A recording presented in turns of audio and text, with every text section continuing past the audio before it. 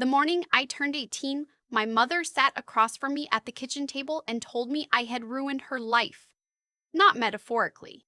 Not in the heat of an argument we'd been having for years. She said it the way you'd read a verdict off a piece of paper. Flat, certain, final. You were never supposed to happen, she said, and I am done pretending otherwise. I remember staring at the ceramic rooster on the windowsill behind her. My grandmother had given it to us years ago. I don't know why I fixated on that stupid rooster, but I did. Because looking at my mother's face felt like something I physically couldn't do. She slid an envelope across the table.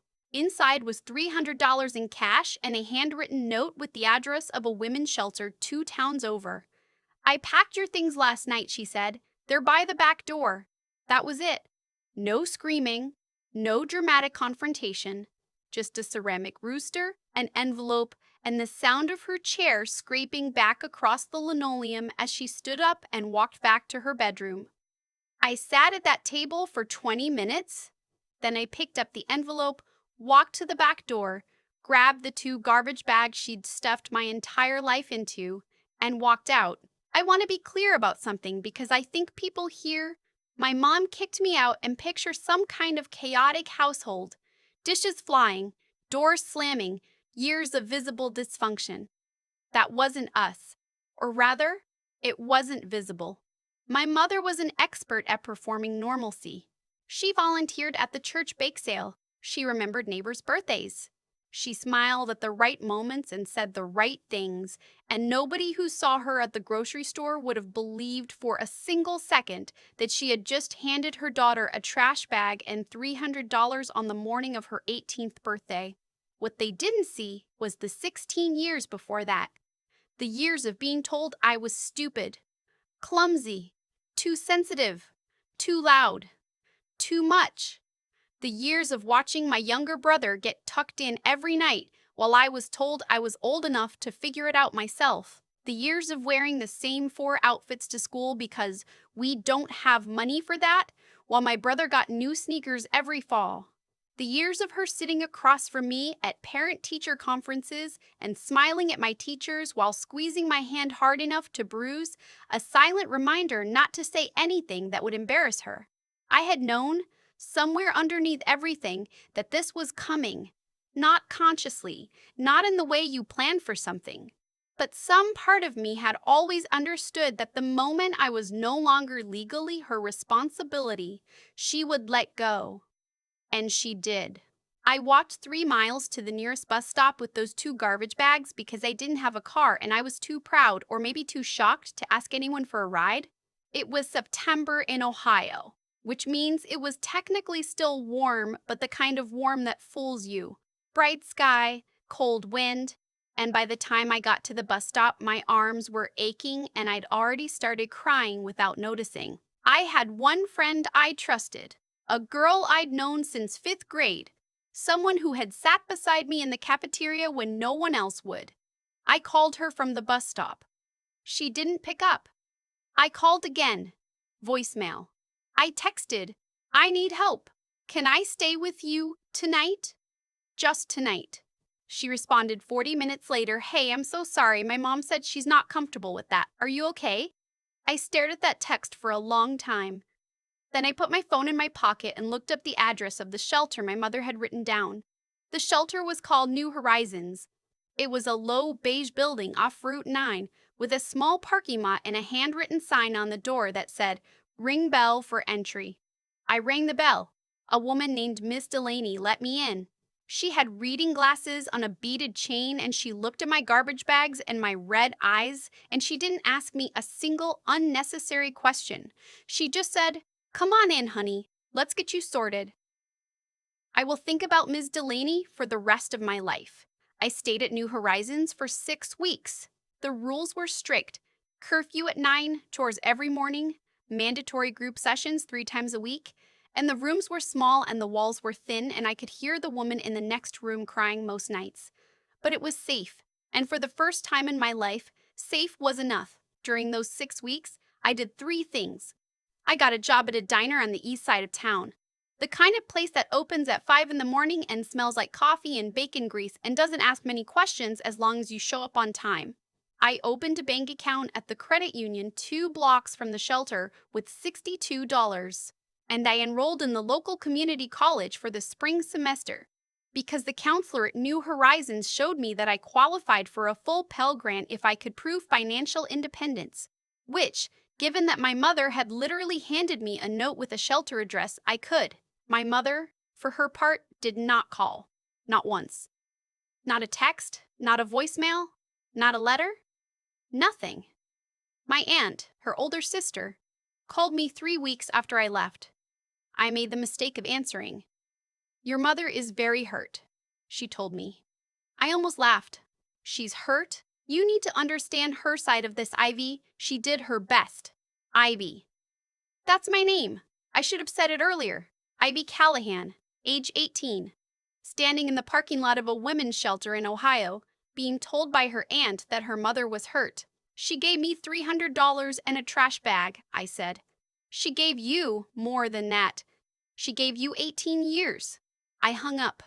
I never called my aunt back. She sent me 2 more texts over the following month. One that said, "Just think about it," and one that said, "Family is all we have in the end." I read them both, and then I blocked her number, and I felt so guilty about blocking her number that I sat in the shelter parking lot and cried for 10 minutes. Then I went inside and ate dinner and started a study guide for my upcoming placement tests. Guilt, I was learning, is something you can feel and still walk away from. Community college was not glamorous. I want to say that plainly because I think there's a version of this kind of story where the protagonist discovers some hidden brilliance the moment adversity strikes, where the struggle is cinematic, where every hard moment is underscored by the sense that things are building towards something beautiful. Mine wasn't like that for a long time. I worked the diner from 5 to noon. I took the bus to campus for my afternoon classes. I studied in the library until it closed at 9. I went back to the room I was renting by then, a single room in a shared house with 4 other women, $62 a week, 1 bathroom between all of us, and I fell asleep at 10 and did it again the next day. I was tired in a way I don't have the right words for. Not sleepy tired, though I was that too. Tired in the bones. Tired of calculating whether I could afford to take the bus or needed to walk. Tired of eating peanut butter sandwiches because the diner gave me a free shift meal, but only if I worked a full 5-hour block, and some days I only worked 3. Tired of watching other students complain about their parents' rules while going home to a house where someone had made dinner and left the porch light on. But I kept going. Not because I was brave or because I had some special reservoir of strength. I kept going because the alternative was stopping, and stopping meant admitting that my mother had been right about me. That I was too much. That I was a mistake. That I wasn't worth the trouble. I was not willing to give her that. I finished my associate's degree in 2 years, accounting, because I was good with numbers, and because I had learned at the shelter that financial literacy was the one skill that touched everything else. I graduated with a 3.9 GPA and a letter of recommendation from my economics professor that described me as one of the most focused and resilient students he'd encountered in 20 years of teaching. I transferred to a state university on a merit scholarship. I waitressed nights to cover the gap. I interned at a mid-sized accounting firm in my junior year, working under a senior CPA named Mr. Abrams, who was demanding and precise and who never once complimented me in front of other people, but who, at the end of my internship, pulled me aside and said, "I'm going to write you a letter that opens doors. Don't waste it." I didn't. I graduated with a bachelor's in accounting. I passed the CPA exam on my first attempt. I was 23 years old, and I had a job offer from a regional firm in Columbus, paying $58,000 a year, which felt like an amount of money so large I kept rerunning the math to make sure I hadn't misread the offer letter. I called Ms. Delaney to tell her. She cried. I cried. Then we both laughed about crying, and she told me to come back and speak at New Horizons sometime, that the girls needed to hear stories like mine. I went back 6 months later. I've been going back every year since. I want to tell you about the years in between, because this isn't a story where difficulty ends the moment circumstances improve. I had a therapist, I started seeing her when I was 20, when I finally had insurance through the college, when I finally admitted that I had been managing instead of healing. Her name was Dr. Weston, and she was patient and direct in equal measure, and she told me something in our third session that I've turned over in my mind 100 times since. She said, "Children raised in rejection learn to outperform the rejection. The problem is that no amount of achievement actually resolves it, because achievement wasn't the original wound." I thought about that for weeks. I thought about it every time I studied a little too long, worked a little too hard, pushed a little past the point where a well-rested, untraumatized person would have just stopped and gone to bed. I was outperforming the rejection. I was trying to build a life so solid and so undeniable that even my mother would have to look at it and concede that I had been worth something after all. That's not a healthy reason to succeed. I know that now. But it also worked, and I think it's dishonest to pretend the two things don't coexist. I met my husband at 24. His name is Daniel, and he grew up in a stable family in Kentucky. And when I told him about my childhood on our fourth date, he was quiet for a long moment and then he said, "I'm really sorry. That should not have happened to you." And something about the plainness of that, no silver lining, no reframing, just a clear and simple acknowledgement that something had been done to me that was wrong, broke something open in me that I hadn't known was still locked. We married when I was 26. We bought a house. We have 2 kids, a daughter who is 4 and a son who just turned 2.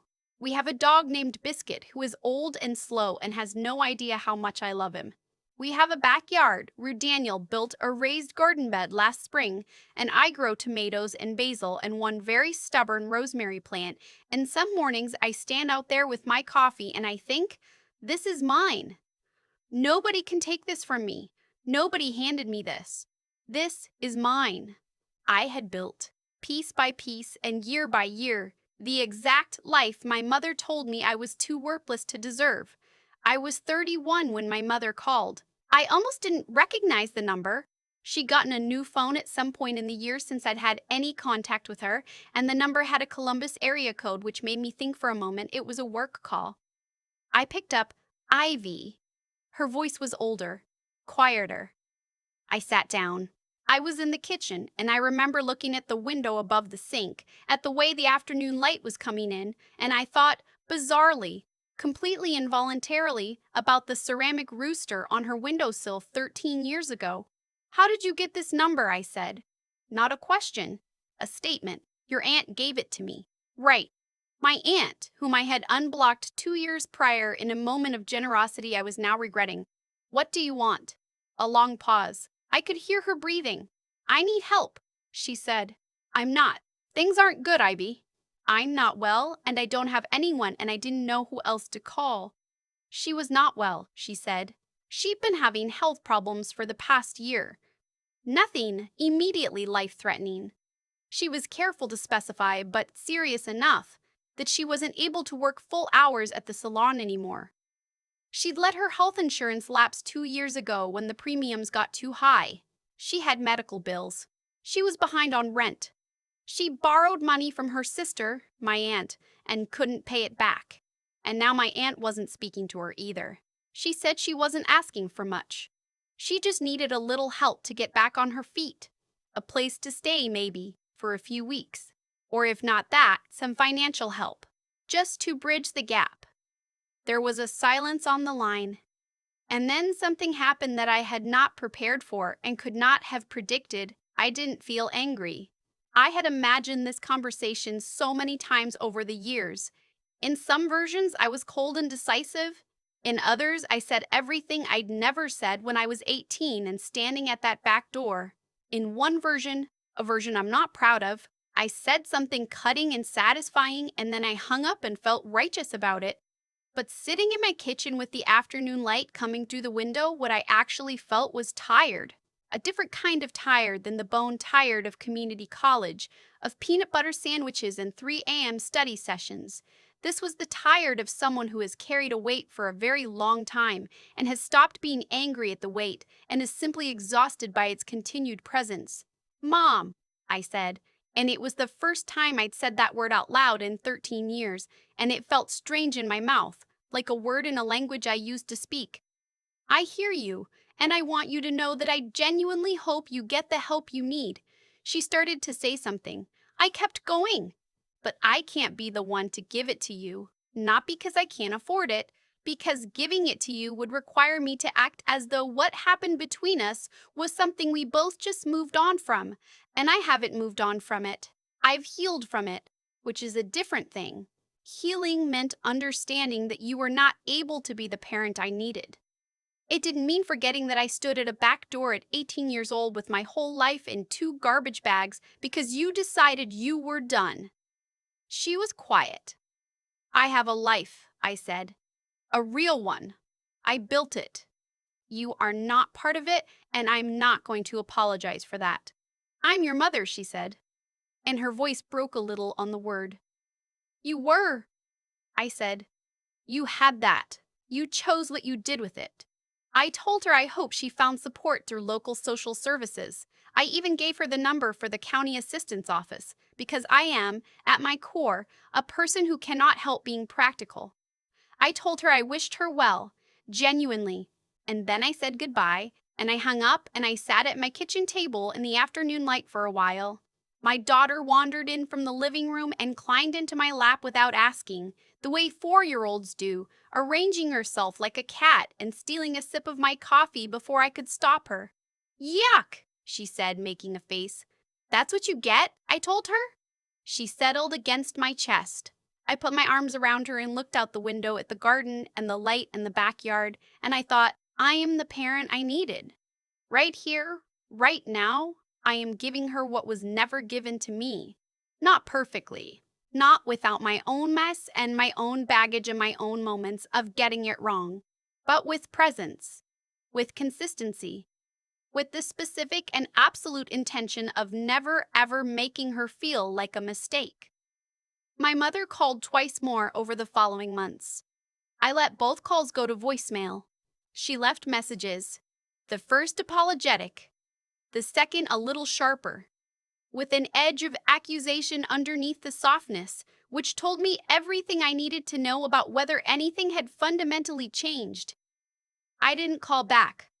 I talked to Dr. Toro, Weston, about it, about whether I was doing the right thing, about the complicated guilt of saying no to someone who is genuinely struggling, even when they are someone who genuinely hurt you.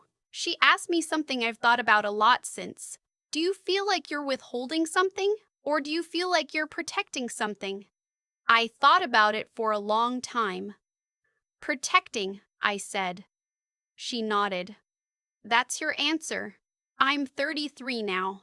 I made partner at the firm last year, the youngest person to do so in the company's history, which I'm not telling you to brag, but because I think it matters that the girl who sat at a bus stop with 2 garbage bags and $62 got there.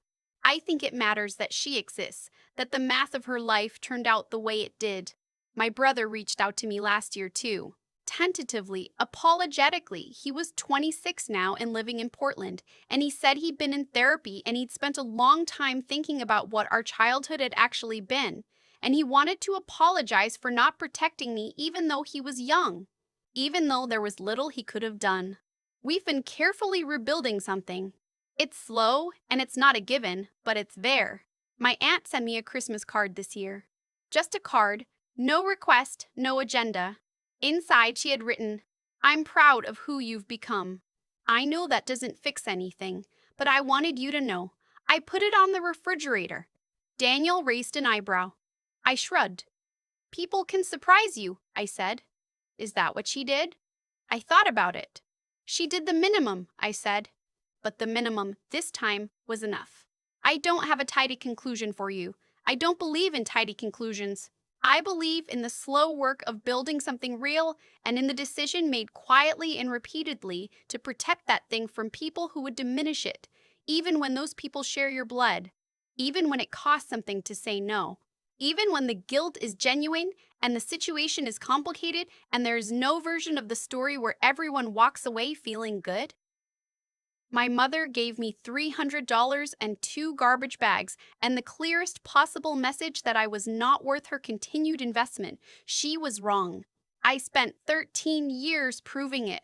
not to her, but to myself. And the life I have now, the partner and the children and the garden and the dog named Biscuit and the afternoon light through the kitchen window, none of it was given to me. Every single piece of it was built. That, in the end, is the story. Not revenge, not triumph, not a dramatic closing of accounts. Just a woman who was told she was nothing and decided to find out what she could become instead. I've thought a lot about what made the difference. Not the scholarship, not the CPA exam, not the firm or the partner title or the house with the garden out back. Those things are real and I'm grateful for every one of them, but they're not the answer. The difference was a decision I made in a shelter parking lot in Ohio, crying over a text message from a friend who wouldn't let me sleep on her couch. I decided that the story my mother had written about me was not the final version. That's it. That's the whole thing. Not a dramatic moment, not a lightning bolt, just a quiet, exhausted $20 in my pocket decision that I was going to find out what I was actually made of. Here's what I've come to believe about that. The people who hurt us most are often also the people who hand us the clearest proof of what we're capable of surviving. My mother thought she was discarding something worthless. What she actually did was remove every safety net I had ever allowed myself to lean on, which meant I had no choice but to learn how strong my own legs were. That's not a gift. I want to be clear that it was not a gift, and I would not wish it on anyone, but it was information. And I used it, Ms. Liron. Delaney didn't save me. She gave me 6 weeks of safety and the name of a financial aid office. Dr. Weston didn't fix me. She gave me language for things I'd been carrying without being able to name. Daniel didn't rescue me. He simply looked at my history without flinching and treated it as something that had happened to me, not something that defined what I deserved. Every person who helped me along the way did one specific, practical thing, and then I had to do the next part myself. That's how it actually works. Nobody carries you all the way.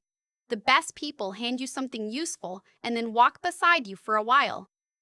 I think about the woman who sat at that kitchen table at 18, staring at a ceramic rooster because she couldn't look her mother in the eye.